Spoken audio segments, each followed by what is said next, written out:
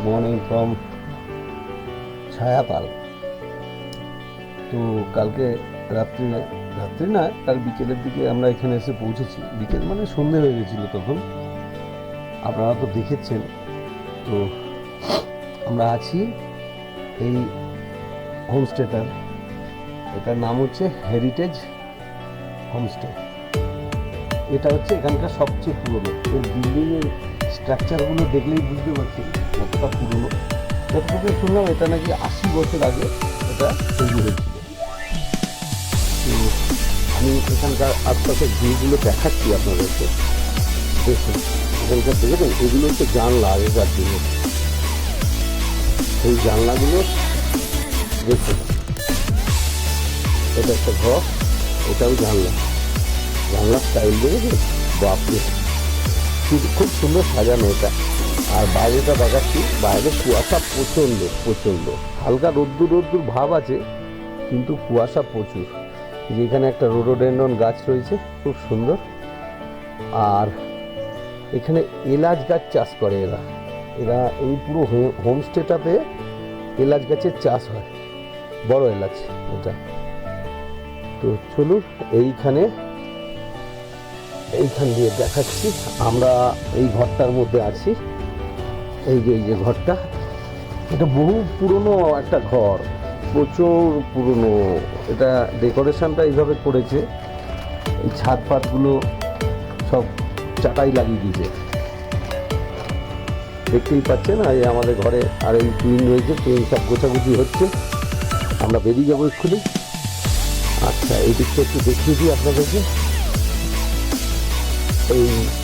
এই দিকটা এরকম, আর এই হচ্ছে ছায়াতলের আশপাশের পরিবেশ। এখানটাও দেখাই, খুব সুন্দর লাগবে কিন্তু, বুঝলেন? জায়গাটা সুন্দর, খুব সুন্দর। ওইখানে মেঘের আড়ালে একটা পাহাড় রয়েছে, বিরাট পাহাড়। আর ওই দূরে আমাদের গাড়িগুলো পার্ক করা রয়েছে, ওইখানে দেখতে পাচ্ছেন, দেখতে হয়তো পাচ্ছেন না। তো এইরকমই দেখাই। এখানে প্রচুর গাছপালা, এই হোমস্টেটাতে প্রচুর গাছপালা। এগুলোকে অর্নামেন্টস বলে। এই বিভিন্ন রকম অর্নামেন্টস ঝুলছে এখানে, দেখুন। গাছ দেখে আপনার মন ভরে যাবে। এই যে বলছিলাম না, এলাচ গাছ চাষ হয়, এই দেখুন পুরো এগুলো সব এলাচের চাষ হচ্ছে। তো চলুন আপনাদের সঙ্গে বাকিটা আমার মোটো ব্লগে দেখা হচ্ছে। চলুন এবার আমরা বেরিয়ে যাবো এখান থেকে। ওয়াইকার, গুড মর্নিং এভরিবডি। তবে ছায়াতলের রাস্তাটা শুধু দেখুন কিরকম নামাচ্ছে, দেখুন কোথায় নামছি, দেখুন। ও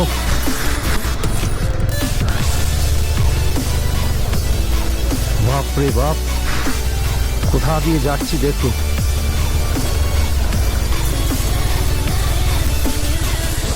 এইটা নাকি, হ্যাঁ ডান দিকে? আরে আমি ওইদিকে চলে যাচ্ছিলাম। ঠিক আছে, একটু দাঁড়াও। তো তখন একটু ভিডিওটা কাটলাম, আমি একটা উল্টো রাস্তায় চলে গেছিলাম। তো এখন দেখুন শুধু কোথা দিয়ে যাচ্ছি আর কি রাস্তা, একবার দেখুন।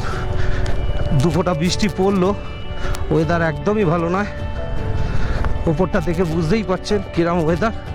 আর এই রাস্তা, বাপরে, লোকে ভাবছে মাটির রাস্তা, কি সুন্দর। গোপ্রোতে বুঝতে পারছেন না উঁচু নিচুর ভাবটা, পুরো লাফাতে যাচ্ছি। তাহলে বুঝতে পারতেন যে কত বড় বড় খোদল আছে ওর মধ্যে। এই দেখুন কি জায়গা দিয়ে নামবো, এবারে লক্ষ্য করুন শুধু। আরে বাপ রে বাপ, আরে বাপ রে বাপ, বুঝতে পারছেন? এটা হচ্ছে ছায়াতলের রাস্তা। চলুন এবারে, আপনারা হয়তো ভাবছেন এখান থেকে তো রাস্তা ভালো হয়ে গেল, চলুন দেখাবো কি ভালো। এইখানটা একটু টার্মেক আছে, কিন্তু তারপর থেকে দেখিয়ে দেবে খেল। বলেছিলাম এদের এদের সুব্বা সম্প্রদায়ের লোকেদের যে মনীষী, ওনার একটা বিরাট বড় স্ট্যাচু আছে, তো ওই স্ট্যাচুটা দেখাতে নিয়ে আসবো। এই যে সেই স্ট্যাচু, ছায়াতালের প্রধান আকর্ষণ হচ্ছে এটাই। আর এই যে স্কাই ওয়াক তৈরি হচ্ছে এখানেও স্কাই ওয়াক তৈরি হচ্ছে, এই যে দেখেছেন, এইটা হচ্ছে স্কাই ওয়াক তৈরি হচ্ছে।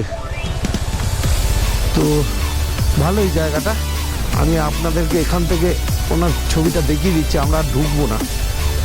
এই যে দেখতে পাচ্ছেন ওই ওপরে রয়েছে, সুন্দর। এখানে টিকিট কাউন্টার, ভিজিটিং টাইম হচ্ছে 7টা থেকে 5টা, সকাল 7টা থেকে বিকেল 5টা। ট্যুরিস্ট ন্যাশনালের জন্য হচ্ছে 30 টাকা, লোকালের জন্য 20 টাকা, স্টুডেন্টদের 10 টাকা।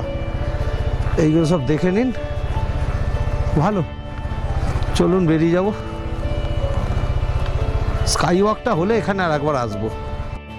আমরা এই হিপাতাল গেটের কাছাকাছি এসে গেছি, মানে ছায়াতাল গেট। আমাদের এখানে গেটে লিখে দিল ভিজিট এগেন, আবার আসতে বললো, নেমন্তন্ন করলো আর কি। তো চলুন, এবারে আমরা এসেছিলাম বাঁ দিক দিয়ে, আমরা এবার ডান দিক যাব। আমরা এদিক দিয়ে এসেছিলাম, আমরা এদিকে যাব। চলুন যেতে থাকি। এই আমরা উঠে গেলাম, চলুন।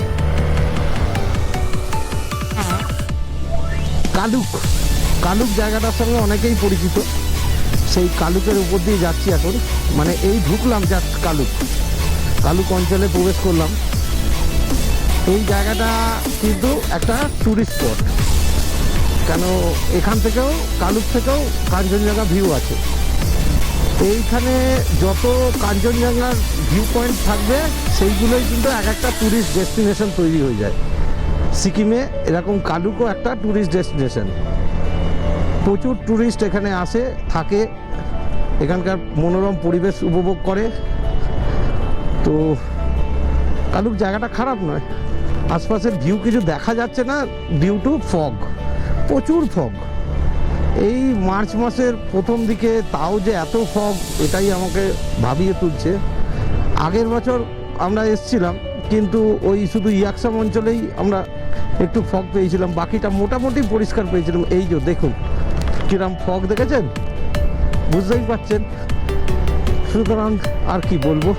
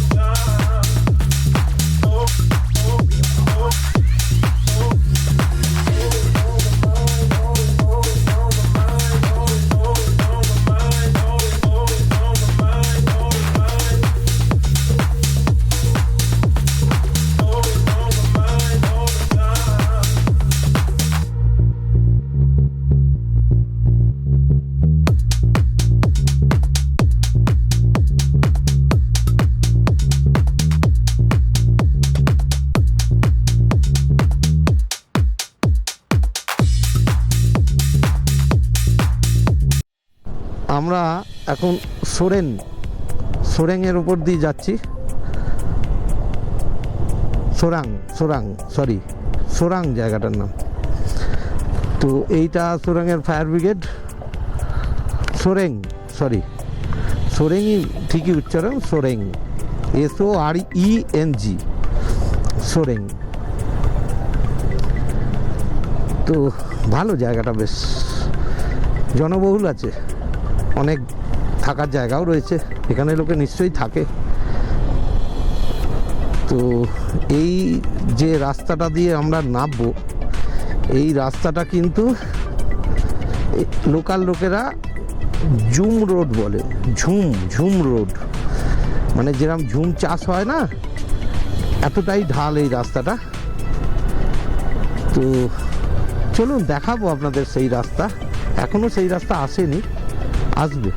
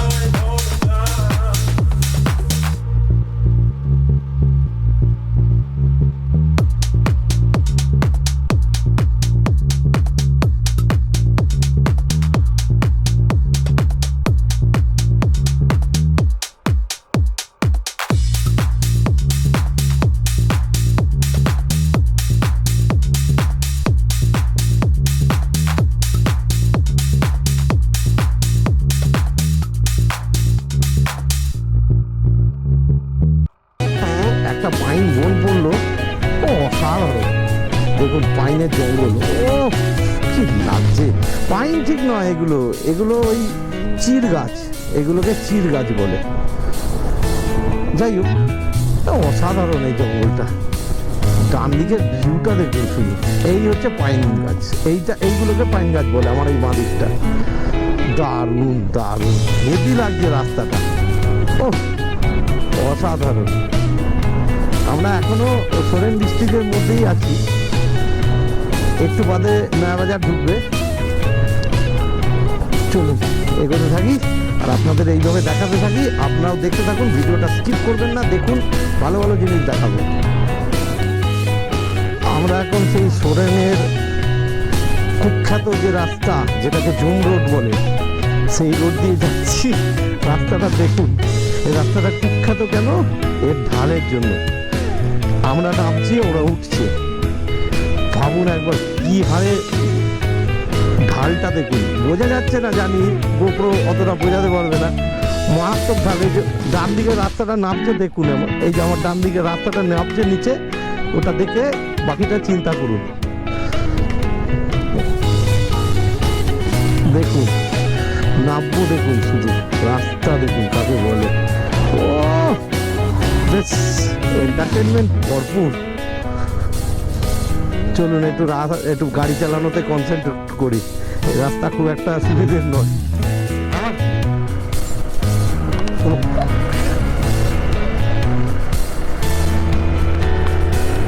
যাই হোক, আমার শুরু হয়েছে, আমার শুরুও হয়ে গেছে। আমরা এখন ওই জোরথাং থেকে দার্জিলিংয়ের দিকে যাওয়ার পথে, দার্জিলিং এরিয়াতেই, এই যে সামনে দেখতেই পাচ্ছেন দার্জিলিং দেখা যাচ্ছে, এইটা হচ্ছে দার্জিলিং। আমরা সিঙ্গামারি, এইটাকে বলে সিঙ্গামারি এরিয়া, সিঙ্গামারি দিয়ে যাচ্ছি। আর এই পুরো ওই সামনের পাহাড়টা এটা হচ্ছে দার্জিলিং। তো চলো, দার্জিলিং শহরের উপর দিয়েই আমাদেরকে যেতে হবে। আমাদের যে ডেস্টিনেশন আছে সেইখানে যাওয়ার জন্য সিঙ্গামারিতেই এর মানে সিঙ্গামারির রাস্তাটার উপর দিয়েই আমাদেরকে দেখাচ্ছে। তো চলো, এখানে যা রাস্তা পার করে এলাম সে তুলনায় এই রাস্তাটা অনেক মানে সাবলীল লাগছে চালাতে গাড়ি। মারাত্মক রাস্তা পার করে এসেছি, মানে জোরথাং থেকে সিঙ্গামারি অবধি যা রাস্তা ছিল টোটালটাই রাস্তাটা ইনক্লাইন।